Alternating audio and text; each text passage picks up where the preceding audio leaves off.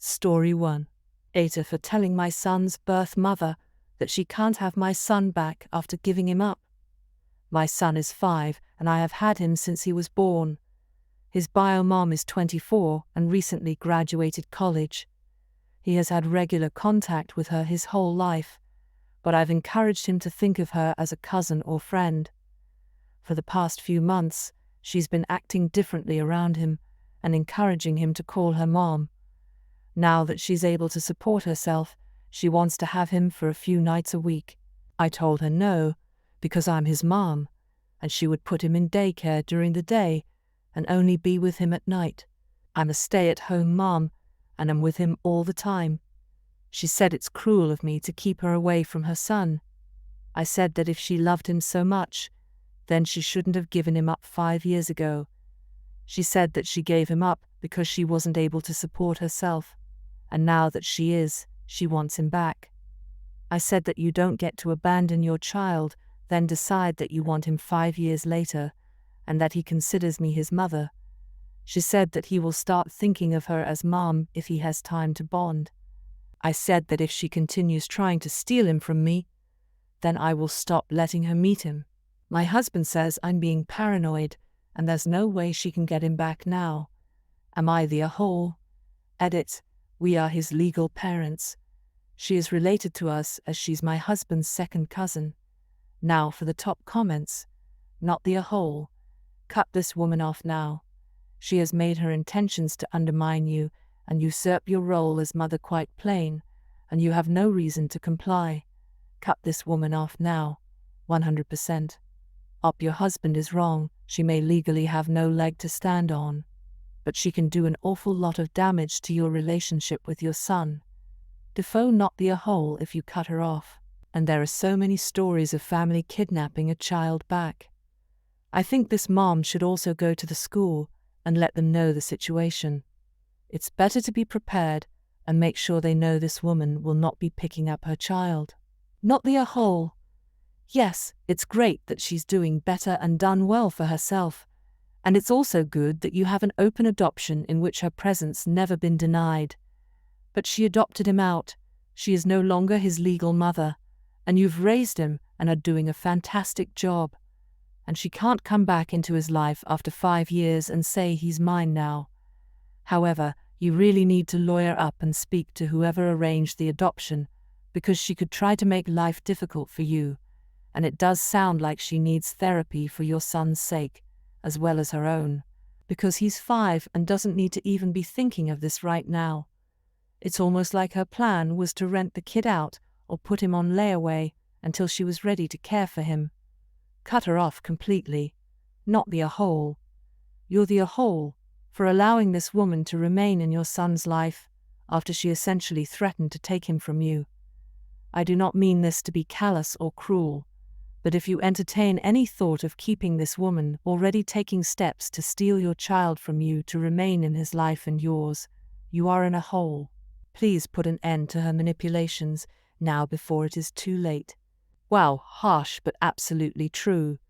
I hadn't thought of it this way. Is potentially allowing her son, and he is most definitely her son, to be in contact with someone who wants to kidnap him. Story 2. AITA for never telling my mom I've been talking to my brother. I, 17 male, have been talking to my brother for years without my parents knowing. Jess, my older brother, took off the night before his 18th birthday 3 years ago. He just basically left a note telling them he's never going to see them again and done with our family. I know it sounds dramatic, but our family really does suck. My dad's a huge butthole, and because Jess wasn't his real son, my mom had Jess before she met my dad. He was always a bully to Jess. He treats me like crap. But man, he was way worse on my brother. My dad's mostly verbal, but you feel it when he talks crap and yells. Even when you're not doing anything, he'll look for whatever reason to get in your face. My mom doesn't do anything about it, except tell us not to make my dad mad. She used to have fights with Jess a lot because she wouldn't do anything to defend us. They didn't know where he went, and I didn't for a while until he started coming to see me after school. I tell him how stuff is at home, and we hang out. He asked me not to tell them we talk though, because then my mum would try to find out where he is or try to talk to him, and he doesn't want that. Jess said only reason he comes around is because he didn't want me to feel alone dealing with them. Jess isn't a bad person, by the way, like he's been working and paying for his college on his own. Plus, he used to tutor me for my math class when we'd meet up. So yeah, we've been talking and my mum continued not knowing where he is. He promised once I'm 18 I can move in with him, so I don't have to stay stuck in that house anymore, which I can't wait for. This all came out after my mum went looking in my phone and found me talking to him on Kik. She figured out it was him, and has been pissed at me for never telling them I was talking to him. She's mad that all this time she had a way to reach out, and said I was a crappy son for not telling her. My mom tried messaging him, and he stopped replying. She's trying to get me to give me his info, which I don't really know. The whole family found out though, and they're saying what I did was really wrong. Because my mom spent years missing him, wanting to talk, and I knew all this time. I haven't talked to my brother yet. I'm waiting for things to calm down, but it's super tense at my house. Everyone is treating me like I deeply hurt my mom, and don't know if I was in a hole for never telling her. Not the a hole. You're in an abusive situation that's enabled by your mom. You don't owe her the details that would allow her to drag somebody else back into the dynamic. I hope you can get out when you're 18. Take care of yourself. Just to add to this, do not tell her of your intention to leave before you do either. I've seen it go so wrong. Like identification going missing, bank accounts cleaned out. I know in some countries you can't legally have a bank account in just your name till you're 18. You need a parent on the account. Tell them nothing. It could make your life so difficult. One kid in my school was sent to one of those church-run insane asylums to try control him, until the police got involved. Knock the a hole and stay safe. Not the a hole. Your mother spent 14 or more years sitting by and watching Jess be mistreated, and didn't do a goddamn thing about it, except blame him for it by telling him to stop making your dad mad. Jess was absolutely right to cut all contact, and you were right to protect him. Every person involved in this who thinks you should give an abuse victim's contact information to one of their abusers is in a hole. Only you and Jess are not. I'd bet the others involved don't know about the extent and length of child mistreatment that has occurred over the last 2 decades. Point that out, and they may change their tune. Not be a hole. It's your mom's choice to let it come this far. Please promise me you'll move in with your brother when you can. Your brother is an adult, and he made the decision to break up with your mom. When he is up for it, he can seek contact with her, and she'll have to respect that. Been in same kind of situation. Yeah, for sure. I can't wait to get out. My birthday isn't for another 8 months, so still stuck here for a while. Story 3. AITA for telling my daughter to stop crying because this wasn't about her. I have a 28-year-old daughter and a 33-year-old son. I remarried 1 year ago to my wife, 30 female, and I had told her while dating that I was in my 60s and wasn't aiming to have more kids. For the past few weeks my wife had started acting strange and said she felt sick and tired. The other day my wife and I were visiting my daughter and her boyfriend who just got an apartment together. My wife was on edge the whole time. Finally, she blurted out that she found out that she's pregnant. She looked apprehensive, so I asked why she was treating this like bad news. She said she wasn't sure how I'd feel about the news, so I told her that it was unexpected, but that especially recently, I've come to really value children in a way that I couldn't when I was younger, and was either away from home altogether or working 13-hour days, 6 days a week. I told her that my business is very much hands-off now, and this time around I have time and resources, and I'm so excited to devote that to our child, and that I would do everything to make our child the happiest child with the happiest family. My daughter was in the adjacent room, but I didn't notice that she hadn't walked in. She started sniffing, and when I asked what's wrong, she started full-on crying. She curtly said congratulations and started walking out. I caught up with her in the hallway, and she spun around and said, "Great to see that you've finally calmed down, Dad. If only it happened 25 years ago, and not just because of age." I told her that I was only trying to make my wife feel better, and so she didn't have to cry and yell, because this wasn't about her. This was about letting an anxious woman I loved know that she and her child would want for nothing and worry about nothing. She looked furious and said, "Yeah, this is about a kid who is going to get a chill, indulgent dad and a happy mom, because he got him the second time around." After that, my wife and I left because we knew we weren't welcome at the moment. Am I the a-hole for defending what I said, and for telling my daughter that this really has nothing to do with her, and everything to do with the baby? I intend to be a great dad too. Now for the top comments. You're the a-hole. Yes, you were just trying to make your wife feel better, but in the process, you insinuated that this child would be more loved and wanted than your daughter was, within earshot of her. I bet that stung. She wanted to talk to you about how her feelings were hurt. You should have said you were sorry. Her feelings are valid, that you didn't mean to hurt her feelings, and that you were just trying to make your wife feel better. Instead, you immediately dismissed her very rational feelings, when you're the one who said the very tasteless thing in your daughter's home. When someone is telling you their feelings are hurt, it's crazy mean and insensitive to tell them why they shouldn't be. And your wife is the same age as your children. It's even worse, one of his children is actually older than his wife. Like, what the actual hell? His oldest son was just turning 3 when his now wife was born. Insane. You're the a-hole. The way you made your wife feel better hurt your daughter's feelings, as it made her feel you cared more about your new wife than you ever have about her.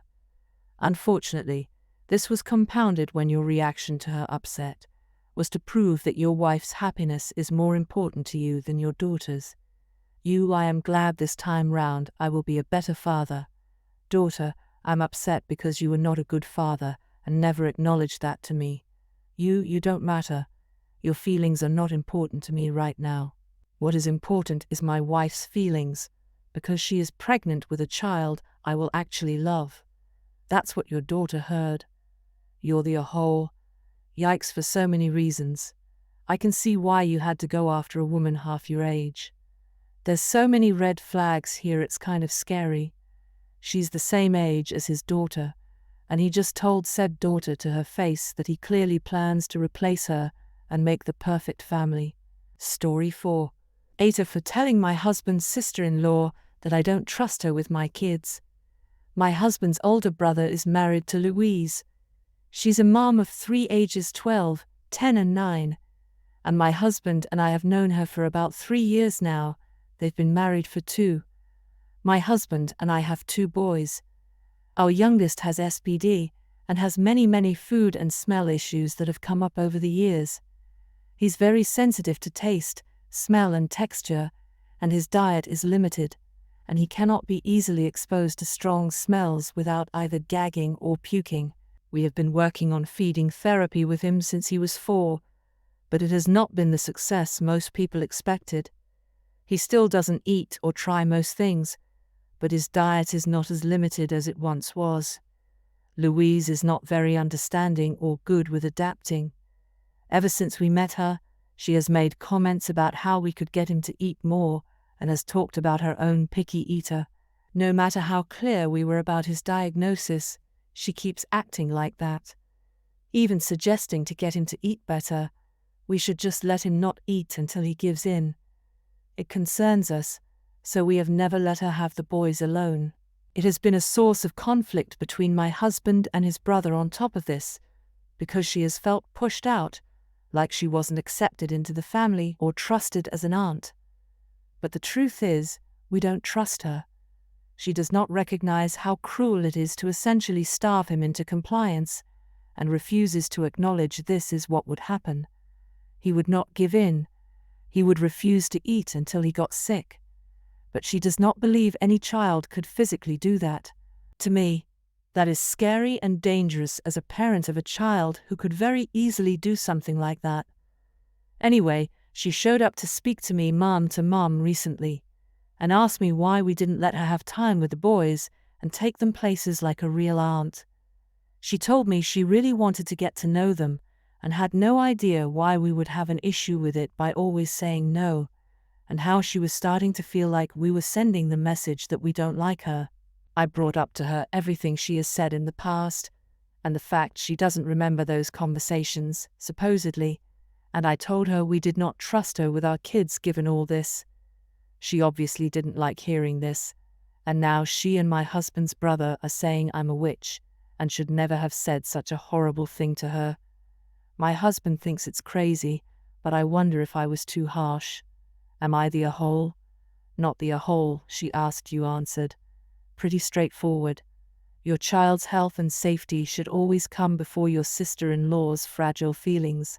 The comments in this post saying Op is not the a-hole is pretty confusing to me. If Op actually did explain her kids' health issues, then the aunt would understand pretty well. But we're only hearing one side of the story here. See the part where the aunt doesn't remember the conversations. I'm with the aunt here. Op was being petty by not letting her kids spend time with family.